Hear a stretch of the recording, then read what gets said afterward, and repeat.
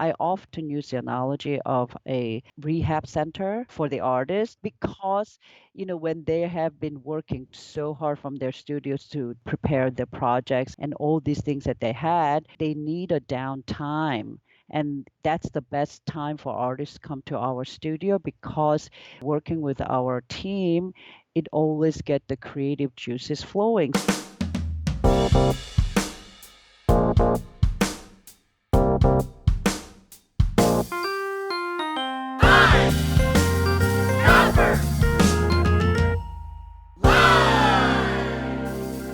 Hello, print friends, and welcome to the 67th episode of Pine Copper Lime, the internet's #1 printmaking podcast. I'm your host, Miranda Metcalf. I release weekly podcasts with people in the print world who are doing something a bit beyond the expected. So please subscribe on your podcast listening app of choice. You can also find Pine Copper Lime on Instagram and Facebook, and you can sign up there for our monthly newsletter with print news from around the world, all at pinecopperlime.com. Big news, print friends. This episode marks the 2-year anniversary of this little podcast. Thank you so much to everyone who has supported the podcast by listening, sharing it with someone, telling a friend, becoming a Patreon member, or rating and reviewing. And many thanks to every guest who has been so generous with their time and open with their stories. I also want to say a special thank you to our editor, my husband, Timothy Pauschak, who kept putting this podcast together through getting his MFA, from which he's just graduated. I get to do the fun part of talking to these fine folks, and he gets to put the grit to the stone and makes every interview listenable and enjoyable. Believe me when I say there would truly be no PCL without him. Also, he's super modest and is probably going to try and cut this part out. Tim, I forbid it. With this anniversary, as you may have guessed, we're doing a giveaway on the ol' Instagram. Our wonderful sponsor, Speedball Art Products, have generously donated 2 packages for our 2-year anniversary. 1 relief-themed, 1 screen print-themed. The relief-themed package includes a 6-color Pro Relief ink set. This is a really fun new item from them. 8x10 mounted lino, a 9x12 mounted lino, an 11x14 Arnhem pad in white, a 9x12 Speedy Carve, a 6-inch brayer, and a 9.5x11 Arnhem pad in new colors. The screen print set includes 20x24 305 mesh screen, 18-inch urethane squeegee, 32-ounce process cyan, 32-ounce process magenta, 32-ounce process yellow, and 32-ounce poster black. And, last but not least, an 18-inch scoop coater. To check out these products yourself, head on over to speedballart.com to start dreaming. And to enter the giveaway, check out the link in the show notes, or just find us on Instagram at pine.copper.lime. But hurry! Drawings happening 8th of November, 2020. Also, as long as you're future dreamin', the West Virginia University School of Art and Design's printmaking program is still waiving application fees for their MFA and MA programs between now and January 15. You might recognize the name West Virginia University from my chats with Stephanie Lalonde and Martin Mazzora, both who studied in the printmaking program there. You can apply for free to their MFA and MA programs using the code GRWVU25. Assistantships and waiver hours are also available to incoming students. Learn more at artanddesign.wvu.edu, or just check out their printmaking professor Joseph Lupo on Instagram at lupo_Joseph. All of the details are in the show notes. My guest this week is Emi Eu, the Executive Director of STPI Creative Workshop and Gallery in Singapore. STPI is a global leader in contemporary printmaking and works on paper, creating unique and quality artworks in collaboration with leading artists from around the world. In this episode, we talk about the history of STPI, its incredible facilities, including Asia's largest paper mill, STPI as sort of an artist rehab, as well as some of the notable artists that have been through their doors. We also learn how Emi came to STPI, the journey of building the reputation of the institution from uncertain early days to being the first gallery in Singapore to be accepted at Art Basel. So, without further ado, sit back, relax, and prepare to learn a thing or two with Emi Eu. Hi, Emi. How's it going? Hi, Miranda. Nice to talk to you. Nice to be with you. Thank you so much. I'm really glad that we could find a time when our schedules overlapped. And of course, it helps now that I'm in Bangkok, and so I'm only an hour time difference away from Singapore. Yes, That works definitely. things Yes. out. And, I have known about STPI, I think, since my time working at Davidson Galleries in Seattle, which was quite a few years ago now. And I'd always been really curious about sort of how it came to be and some of the details of what you do. And so this is definitely a bit of an indulgence on my end as well, just to learn more. And so just kind of to get started, so for people who don't know, STPI stands for Singapore Tyler Print Institute. That's And right. the Tyler in that title is, of course, Ken Tyler. And Yes. so maybe just to begin with, how did Tyler's studio and his printing presses end up being shipped from New York to Singapore for the founding of the Institute? Well, I wasn't involved during the time when he was working with the government on selling from his part, of course, for Singapore to purchase his equipments and some of the works that he had in his collection.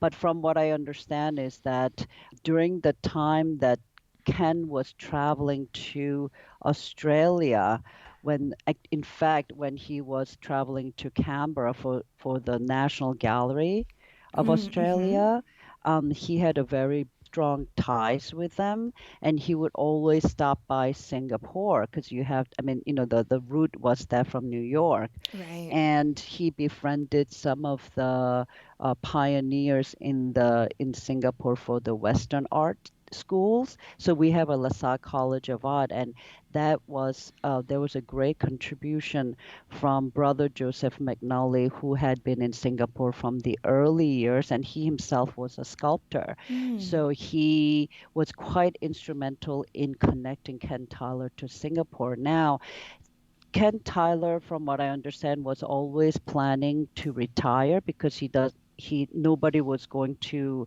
he didn't have any family members who would take over, and he was really an avid he loved printmaking, right, as we Mm-hmm. know.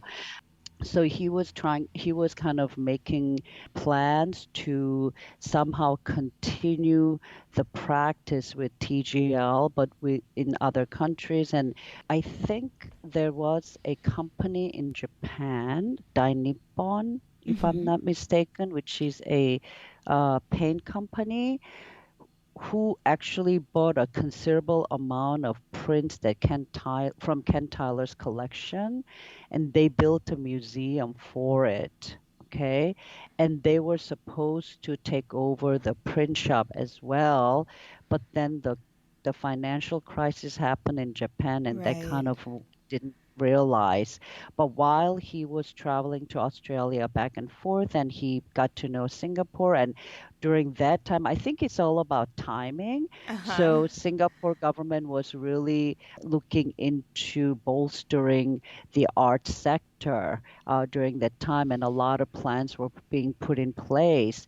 So just fast forward, that's how he came to Singapore with brother Joseph McNally, which she started, and it evolved over. I think it took at least 5, 6 years of this plan to really mature, Hmm. and Singapore government finally approved the purchase of his workshop. And this whole thing has to be credited to my founding chairman, Mr. Liu Taiko, who is a renowned architect, and his father, Liu Kang, is actually a quite well-known modernist painter for our country and for this area. So Mr. Liu was really instrumental in getting this whole plan approved, and there we are. We opened to the public in Wow. 2002. Yeah. Wow. And so the whole studio, including the printing presses, were just sort of shipped piecemeal and then Yes, reassembled. And he was actually exactly. on site for that, correct? He came over to Right. oversee everything. Right. So Kentala was basically in charge of setting up the entire print shop, and his dream, actually personal dream, was have everything under one roof. TGL had a workshop and artist studio, but they had no gallery. So basically, he wanted everything to be under one roof, and that's what we have. Our building is 4 floors. Ground floor is the workshop. Second floor is the gallery space. Third floor is kind of a mezzanine. We have our offices, and fourth floor we have apartments where artists will stay when they come for residencies. So this was really his dream, and he was working very very hard to plan and design the entire building. And of course he was really good at that. And they disassembled all the machines from his studio, and they shipped 40 40-foot containers My from gosh. New York to Singapore. Yeah. So we have all of his now you can't even find the lithostones that he collected vast amount of lithostones. Kentala was really a lithographer. He fell in love with Picasso's Dove lithography, if you kind of remember that. Yeah, yeah. So he loved the stones. So he would just go out and buy all this. So we have all of his stones. And if I'm not mistaken, it's like 44,000 pounds of worth of stones Oh we my have. gosh. Yes, it's really beautiful because you can't find them anymore. Yeah. They've been jetted, they've been discarded, they've been used as landfills. And the quality of the stones, a lot of them were from Bavarian state of Germany, he Yep. told us. And the quality of on the surface is just so beautiful once so it's just very special. That's amazing. I know that STPI is in a historical building, so there must have It been is. like some retrofitting that needed to be Yes, done, I'm sure. Yeah. majorly the flooring. So basically, at the building itself, which is sitting on Robertson Key along the river, and a lot of, I guess, houses then back then was used as warehouses, and this was one of the warehouses, and we were told that it was a spice warehouse for one of the banks. So what happened was they left the shell, but they gutted out the entire inside and retrofit it to be able to host very heavy machineries on the ground floor, and also reinforce the second floor and the walls for the gallery. Wow. Yeah. Yeah, yeah, it's pretty amazing. It's pretty amazing. And so I think you've already touched on it a little bit, but I know that, STPI is known for its really impressive facilities and location. What's just kind of a rundown of everything that the Institute offers? So basically, STPI is really built for the artist projects. So our core program is to work with the artists and create new works of art. And if you know Ken Tyler, I mean, he really made his name because he was constantly pushing the boundaries of the Right. printmaking, but he also had so much passion for paper. And that's when he worked with David Hockney in the 80s to make those beautiful works of the pools, and that was made with paper pulp. So he really was somebody who was so innovative in his thinking, and he didn't want to just be a printer that just worked on traditional printmaking techniques as we know. And with that spirit, when he founded this STPI together with Singapore government, that was the whole vision of it, is that we would work with the artists to continue to push the boundaries of all the techniques and using the technology that are available out there.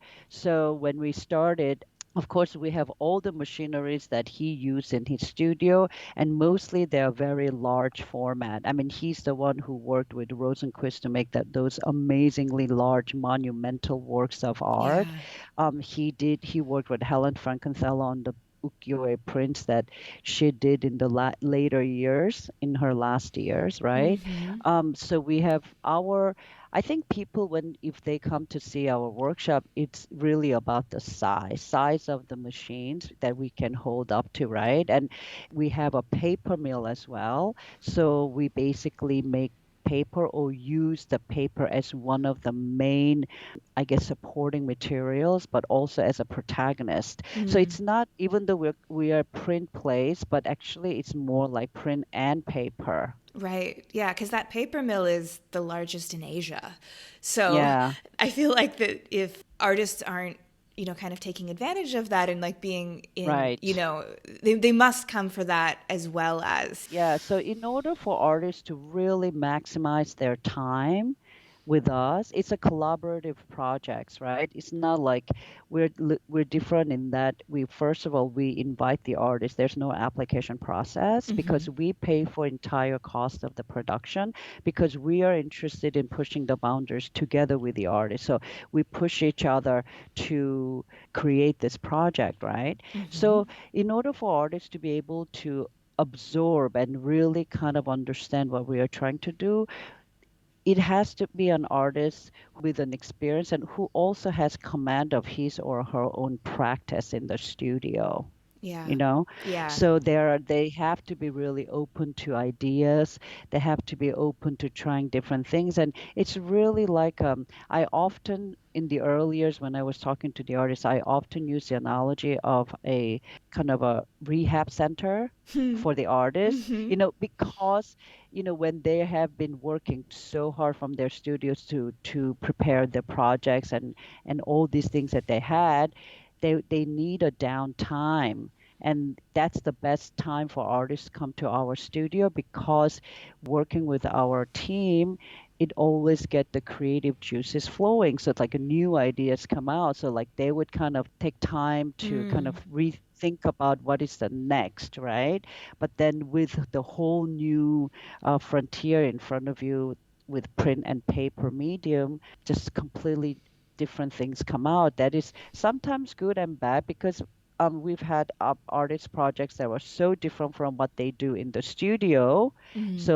So for our gallery, who actually is the promoter of these projects, right? And because gallery is a public facing entity within our unit, when they present these works that were so different from the studio practice, it was kind of difficult for people to understand, like, how did this come out, Yeah. so Yeah. it's good and bad, but I do think that all in all, at the end of the day, having worked with like over 100 artists, we Mm-hmm. see the pattern there, and it's really satisfying because when I look at all the projects that we've done in different, our collectors homes, or in our shows and in other shows, it just brings me such amazing memories of the times that Mm. we've worked together, and the thoughts and the passion and the energy effort that went into it by everybody involved. And I think the artists really love that part. Yeah. Well, listening to you talk about it, I'm realizing that the experience must be so different because so much of what artists do, and particularly artists who are ambitious creative thinkers, which I'm sure is part of what you're after when you invite people, is they're thinking about logistics, and that's a lot of that gear turning. Hmm. Like, okay, I want to make like a giant something. How am I going to do that? And coming to STPI, you're met with a staff of people who are there saying, we know these logistics inside and out. What do you want to Right, make? And that's got to be such a right. different creative experience for them. And of course, like any creative endeavor, putting yourself in a new environment, you're going to blossom in ways that you maybe never could have expected. Right. I mean, that is the positive part, but it could also be quite daunting for the artist Mm. because you have suddenly like 15 people waiting for your directions. And Right. that's a huge responsibility. And also, when artists come to look at our STPI gallery space, which is quite large, I mean, our gallery space is something like 400 square meters. We have a Mm. very large space. So then, artists is, oh my gosh, I have to fill this entire Right. gallery with the project that I'm going to do. So it's really about how, I mean, some artists react very, I mean, all artists react differently, but we are very open. And, I've had experiences with artists. They're so worried about filling the gallery. And I just Mm-hmm. said, no, you don't have to fill the gallery, Yeah. because and then, or some artists like, what am I going to, I don't know anything about printmaking. And I was like, you don't have to know anything about printmaking. We have our printers Yeah. for you for that reason.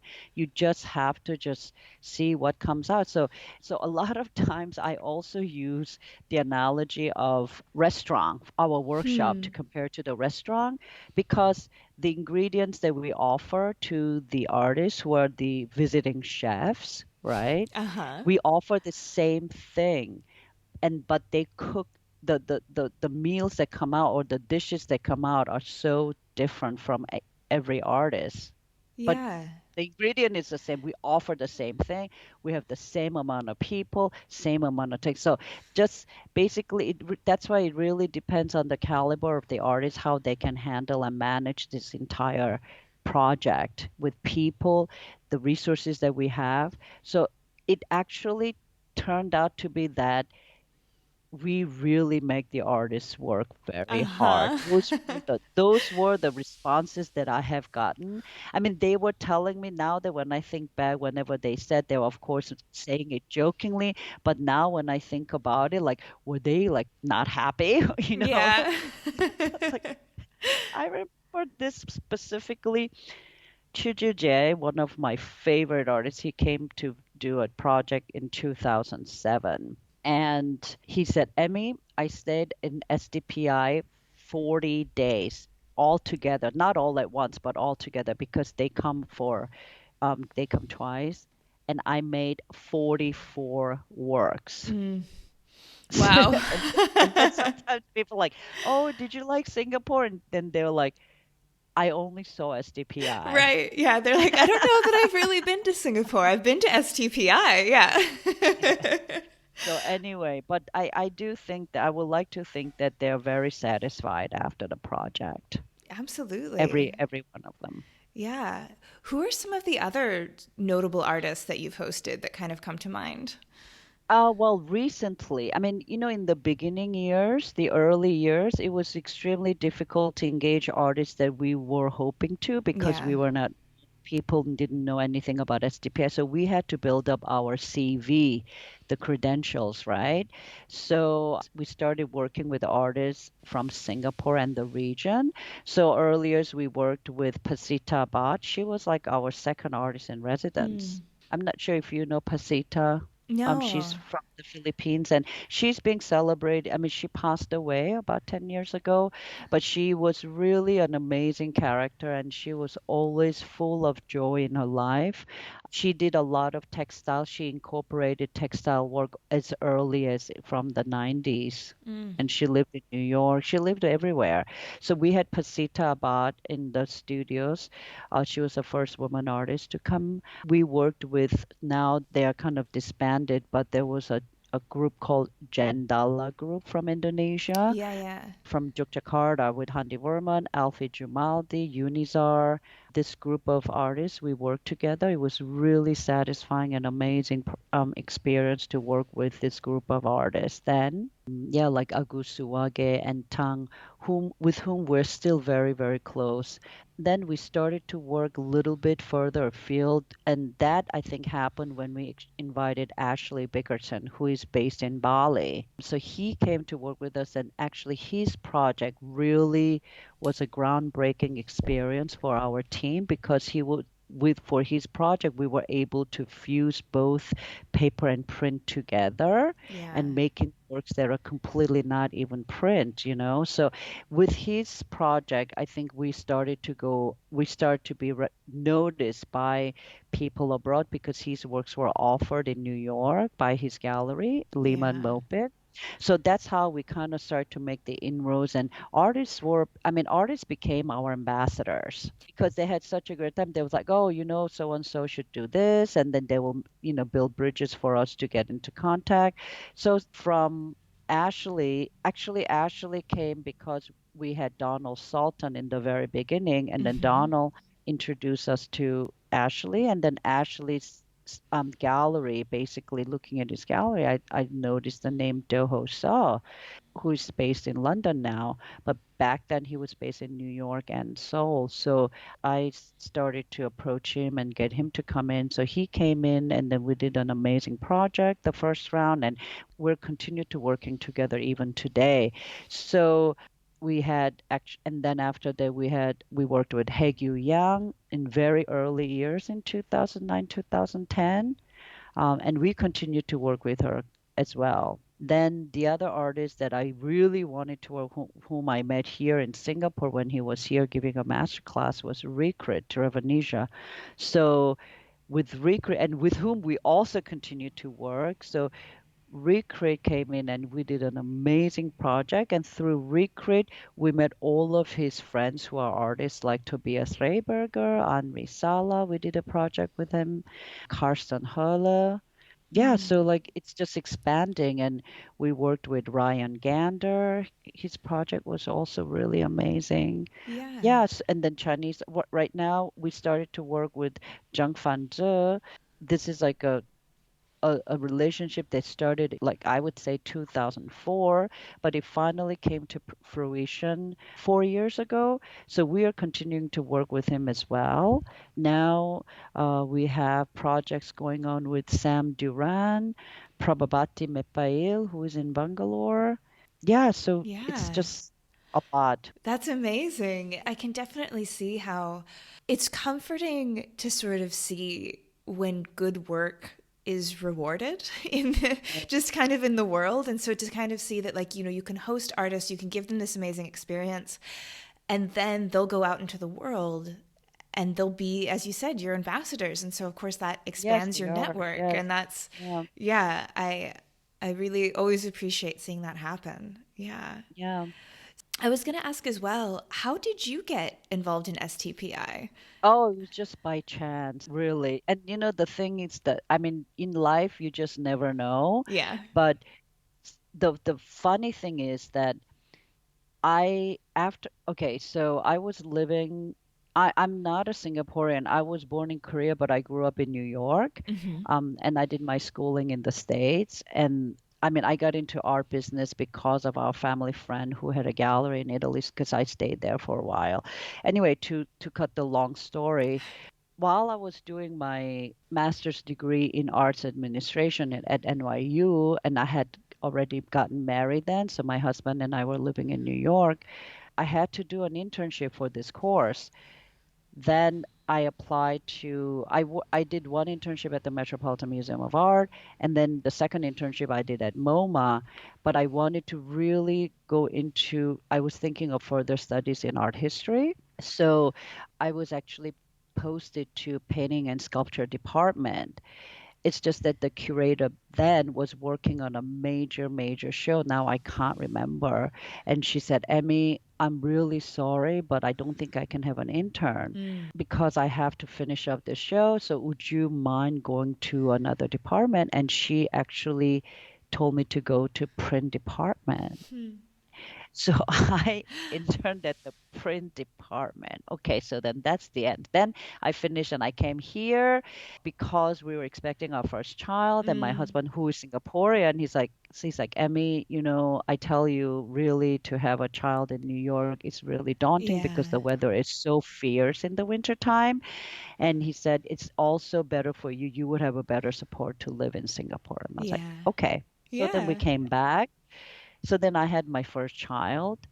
Then we were not sure what we were going to do, but then I said, okay, while our first child is growing up, I said, but I need to do something. I Yeah. cannot just stay home. Then I was very fortunate to have a family friend who knew somebody from the government to say, hey, Amy, just give me your CV. I'll just pass it on. So that's how I got the job. I didn't even know anything about it. Oh, wow. Yeah. So they said, "Oh, and then I still remember being interviewed by former director of Singapore Museum, Mr. Kwok Kian Chow, and he interviewed me. Then Ken Tyler interviewed me, and then I got the job. It's 2001. Right. So right before the grand opening then. Yeah, so he had already assembled the printers, and he was assembling the gallery people. So we started out with 3 people in the gallery. So speaking of the gallery, we've talked a bit about the workshop side, and as you said, there's these two big parts of what STPI does. Mm, And you were also the first gallery in Singapore to participate in Art Basel, and now you're the only gallery in Singapore that does all 3 editions of that event. What right. was that journey like for you to kind of build up that side, build up that reputation, and get to, get the Institute into these sort of top art events all around the world from, when you started having difficulty, getting artists to come because you hadn't, Yes, built up your CV yet. right. Well, STPI is a very, very unique model, but I think when we started, it was nothing like that has, I mean, ever been done anywhere, because while we were a not-for-profit entity, gallery was operating as per any commercial gallery. So people had a lot of difficulty understanding that, and we still have very much of a challenging time trying to fundraise for our programs, right? And we are under MCCY, the Ministry of Culture, Youth and Sports and Community here. So, but in the meantime, I mean, in order, like what I saw, and of course, this is not my only doing. You have to understand that I've been part of this organization from the very beginning, but I've had my predecessor, Mrs. Irene Lee, who was a director for 4 years, and I think that was the point. She was with us from 2004 to 2008. She was extremely vital to force in transforming the STPI gallery into who we are. It was she who said, "Why don't we go to a fair?" What stops us from going to a fair? Because all of us, we're just like, okay, we're not for profit, right? Yeah. So she really took the gallery into the commercial sector, and that's how we started. And I remember going to the first art fairs that we actually went was SH Contemporary. You were not here then, but this was started by, if you remember, the gallery in Geneva, very, very famous gallery, Pierre Hubert. He was the gallerist who promoted Maurizio Cattelan, and he's the one who promoted Subodh Gupta before anybody else knew. Together with Lawrence Rudolph, he was the Art Basel director for many, many years. So they started something called SH Contemporary back in 2007. They were really ahead of time. And this is the first art fair that we participated.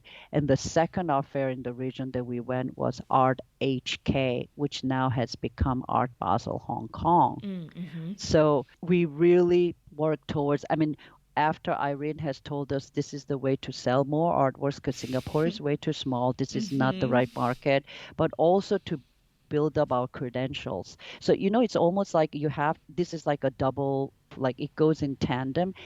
I really strongly felt that I said to Irene, and I said, Irene, we gotta get to Basel. This is, if we get into a Basel art fair, it's an acknowledgement, an affirmation, and confirmation of what we do is the right thing, and this is the way we can also attract high caliber artists to our residency program. And so we were working on this together really, really hard. We did so much lobbying together, and, I mean, I was primarily responsible for the programming. So I was taking care of all the artists, right? I mean, artist programming. But at the same time, I was so determined, like, we got to get this Yeah. done. Yeah. So this is how we just pushed ourselves. And I think we got very, very, very fortunate. It's also about timing. Right. So we went to Art HK, and it was Magnus's fair, Magnus Renfrew, who's now doing Art SG and also Taipei Dangdai. And he was our director for Art Basel Hong Kong from the very beginning for about 5 years. He actually, I still remember Irene and I, we really wanted to be making sure that SDPI is part of Art HK, and we were almost not going to be selected. And Magnus said, like, why don't you propose another thing? So we actually proposed a solo booth of our project, which was Gara Mer and Reza Fakunden. And Magnus said our booth was like the best booth at the fair. Oh, So, great. so we became a regular participant in Art HK. Then I was part of the selections committee there. Then when Art HK was bought by Art Basel Hong Kong, then we became really like part of this whole thing. And then that was in 2012. Then we were accepted to Art Basel after trying for eight Oh my years. goodness. 8 years. 8 years to send in application. And I still remember one year our colleagues in the workshops are like, Emmy, we're going to make a like hand bound application dossier so that they will notice our application. Beautiful. So we sent in a hand-bound, handmade dossier. Oh, my colleagues from the print room, they were so amazing. They saw like how much we wanted to do this, so we all worked together on this. So we sent in, but of course we didn't get in. Oh, that wasn't the year. That wasn't what did it. Oh my It was gosh. no, it wasn't the year. But we were finally accepted to the fair in 2013. Wow. Yeah, Well, congrats. Yeah. thank To you. the That was like that actually happened right after our 10th year. That's great. And then so it sounds like, that as you said, like with Singapore being just a smaller audience, for which to share the work. Yes. And so art fairs is a huge part of what you do. What is 2021 looking like for you, kind of in light of COVID, among many other Yes. crazy things that have Yes. happened this year? Yes. How's that looking? Well, I would like to take this opportunity to say that STPI has grown significantly in the last 8 to 7 years, Mm. together with the global art market, which kind of when I mean last year, Miranda, if you remember, I mean every year we would think that, oh my gosh, can this get any bigger or better Hmm. or even crazier in terms of prices, right? Yeah. But every year for the last 5 to 6 years, we were asking the same thing. Oh, it's shifting. We don't know. It's so uncertain. The Yeah. ground is just not stable.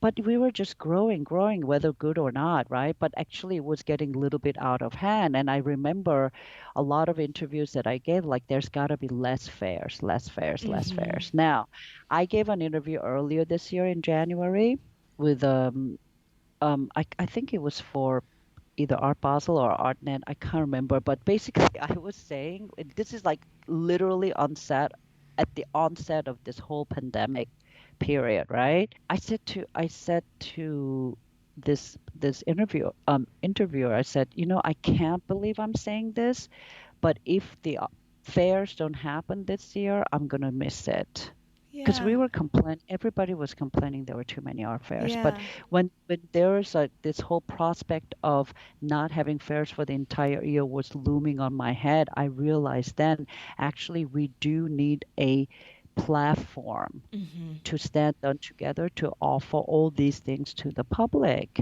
We Yeah. need an occasion.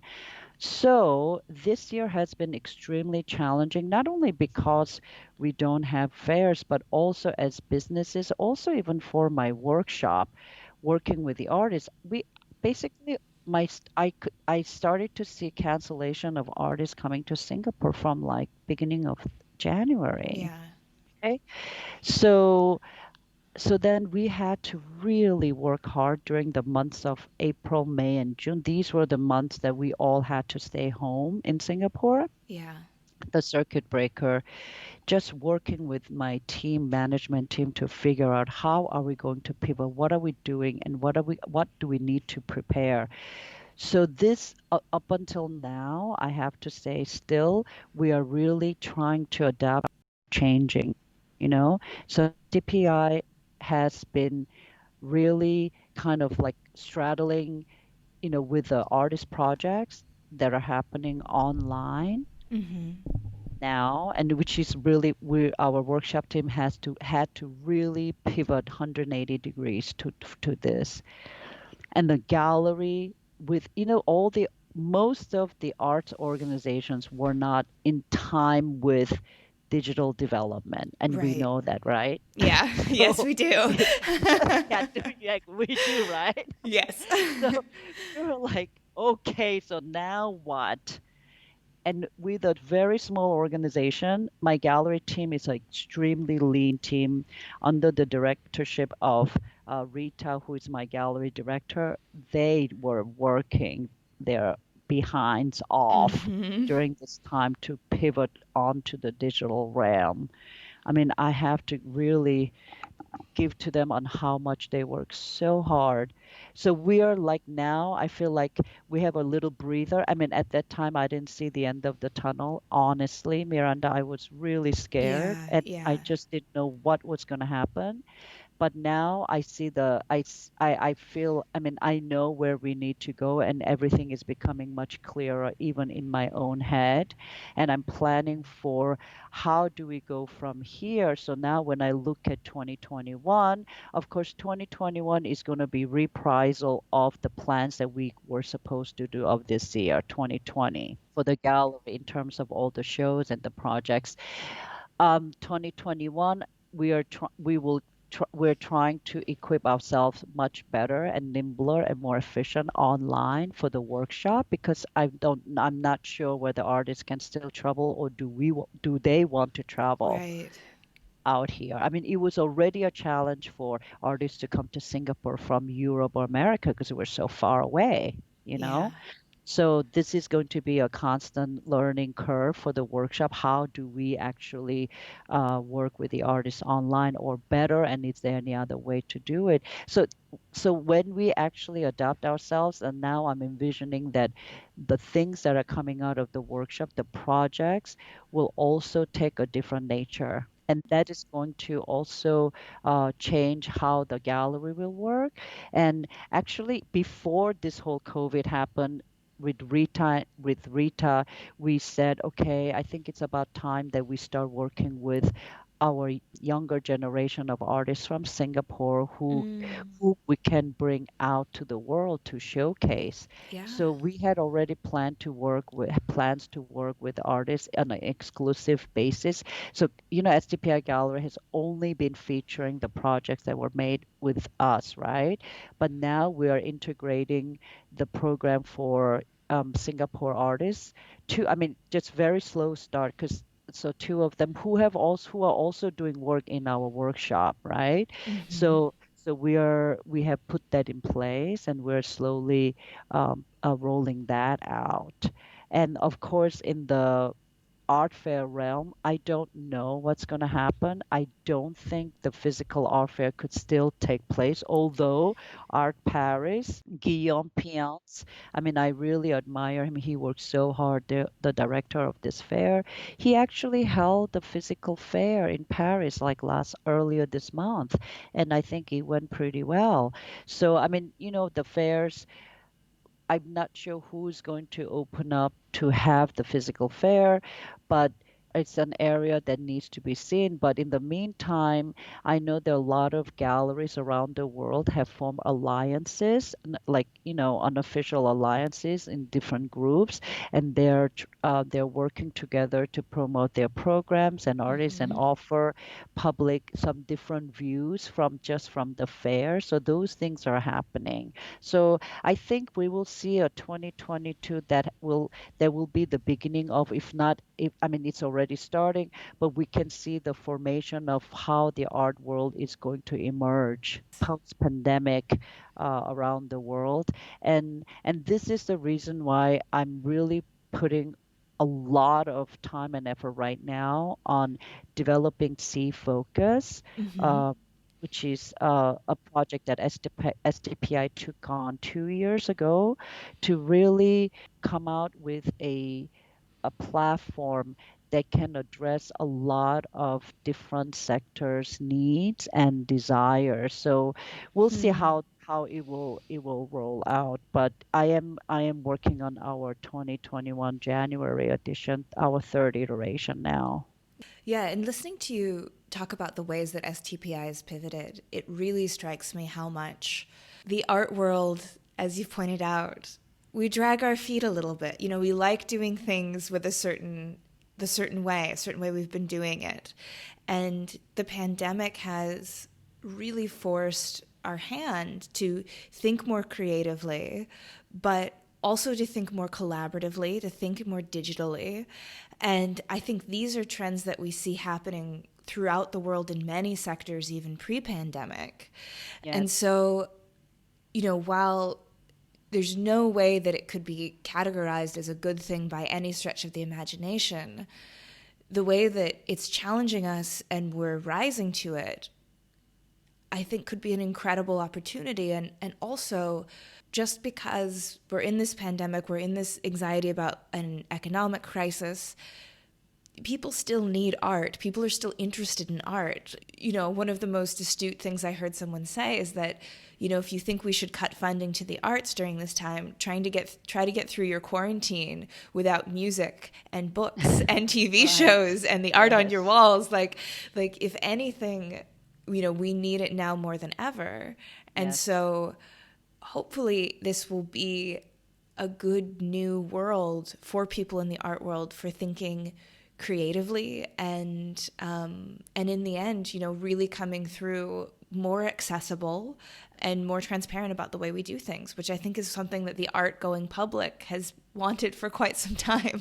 Yes, I mean, I think, I'm not sure if you heard about this whole rage and kind of a scandalous thing that happened in Singapore, was that they did a survey to find out which sector was least Mm, needed, and arts came out as the non-essential yeah, sector. yeah, Okay. And with people not realizing, as you just said, to imagine to go through a quarantine in a room without music or TV or reading, right, books, people don't realize that their lives are so embedded within the arts. They don't realize it. So I think that by making the arts in all forms, not only visual arts, even though we're talking about visual arts, all forms of arts to be pronounced to the public that you are actually surrounded by the you art. are, yeah. I think this is what we need to do. And I always said that, um, arts always people are very scared of approaching or going to museums or galleries because it is such an highbrow experience, but it is Right, not, right? We know right. that, right? So Hmm. that's why I've been realizing that see, focus has to be something that everybody can approach with ease and with not such high walls, right? So hopefully this is a plan that I'm putting in a long term. So but I think that when I look around, I think this is what other entities are trying to do as well. Yep. And by having it on digital platform, we'll be reaching many, many different type of demographics. And I think that is good. And yet we still do need to have the physical art to be seen and be Right. experienced with. I think that is also very, very vital thing that we must have. Yes, and that is a conundrum, or I guess it's a dichotomy that I think about so often, is this real need for things to be accessible digitally, for things to be accessible, culturally to people, but also, nothing replaces the experience of standing in front of a work of art. Right. Yes. And one of my favorite things that I've heard in doing this podcast is I had an interview with Bernard, who runs a contemporary printmaking gallery in Chicago. It's the Mesh Fine Art Gallery. Mm, And one of the things he said is that, if you like a work of art in a photograph, if you like it on your Instagram, 99.9% of the time you're gonna like it more in person. Like it's right. and I think that's like a message that we really need Okay. to people to realize, because I think, when you're shopping for clothes or shoes or I don't know, other objects, I say it's almost 50-50 on that case, if when you get it in person, if it will meet your expectations. But it's not true with art. Like, art for the most part is diminished by digital reproduction, not Right. enhanced. And Yes. so if you're moved by something, if you're drawn to something aesthetically or spiritually, when you see it in the little square on your phone, it's only going to exceed those expectations in person. Right. That's actually very interesting, Miranda. You put it that way because some of my collectors who have bought things by just looking at the digital image, when they received it, it's like, oh, it looks different than what I saw. But then that difference is because things that they could not see on the digital format, they're Hmm. seeing it in real. I Yeah. just realized that. Yeah. Yeah. And so I'm hopeful that the pandemic will sort of force the hand of the galleries and of the art patrons to kind of embrace this new way of engaging and realizing that it's extremely fruitful and rewarding. And it's not the same, as getting to, buy a ticket to Paris or London or Abu Dhabi, and go have that experience in person. But it still is a rewarding way to interact with your world and enrich your Yes. life through the consumption of art. Yes. I mean, you would know that for our sector, prints, or even for works that are made from STPI, because we combine print and paper, and we come up with so many different way of making art. If you don't see it in person, you're going to lose all the nuances. Yeah. I mean, it is Yeah. very, very difficult. I mean, as you would know, the lithography, to see it Mm. on a digital format and to see the lithography in real, you will not be able to see all those subtle nuances that you have in the gradation of the colors. I mean, Yes. yeah, gradation of different, monochromatic, especially in if the work is a monochromatic. And I think one of the particularly tricky things with lithography is that offset or reproduction lithography and fine art lithography unfortunately both look very similar in reproduction. Yes, yes, Because yes. it's not until you Yeah. are in person and you walk up to it Yes, and you see how the line holds its incredible that's right. forms. Exactly. So I that's the whole problems of limited edition fine art prints and limited edition fine art prints, of course, is a whole bag of cats. Like, Yes, yes. yeah, Well, yeah. anyway, but we But hope for the best. I we mean, we just do. have to stay positive and do what we can, right? Yes, and I think that people who are drawn to the arts, we're drawn here not because we're expecting an easy career or a simple career, and so I think we're well equipped, I think, to handle it. Yeah. Mm, mm. Before we sign off, because we're reaching our hour Yes. recording mark here, please let people know who are listening what is the best way for them to get involved if they're outside of Singapore. Where can they follow you? Where can they see the events, like, as you said, See Focus, which is going to have a huge digital component to it now. So that means that you can be in New York or Vancouver, BC, and you'll be able to engage in what STPI is offering. How's the best way for them to do this? Well, I guess the best way for now is to go to our website, Mm-hmm. or follow us on our Facebook and Instagram. So STPI Gallery is our Instagram and Facebook account, or stpi.com.sg is our website. And for C Focus is SEA Focus FOCUS.SG. That is our, yeah, for website, Instagram, and Facebook.